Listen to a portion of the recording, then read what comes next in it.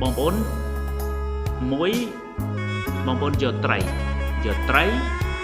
យកមកដាក់កត្រកបាទយកស្វាយកបាសីយកតម្រៃយកសេះមកហើយយើងដាក់វិញ្ញាសាថាឲ្យឡើងដើមឈើយកតម្រៃយកស្វាយកចាបយកអីគេមិនត្រីណាយកមកដាក់ក្រោមដើមឈើហើយដាក់លំហាត់ដាក់វិញ្ញាសាណាឡើងដើមឈើរួចជាប់បងប្អូនសាកសម័យមើលតើគោក្របីសេះ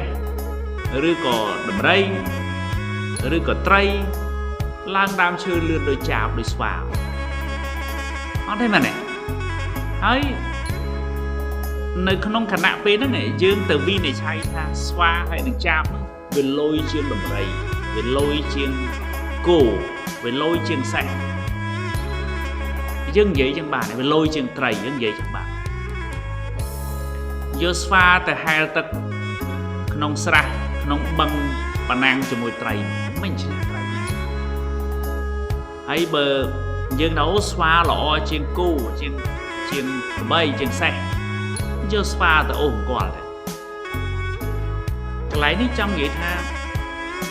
ទេពកោសលរបស់កូនយើងខុសៗគ្នាកូនខ្លះមានទេពកោសលដូចជាត្រីទៅប៉កែក្នុងទឹកតែធ្វើរឿងក្នុងទឹកណាកូនខ្លះ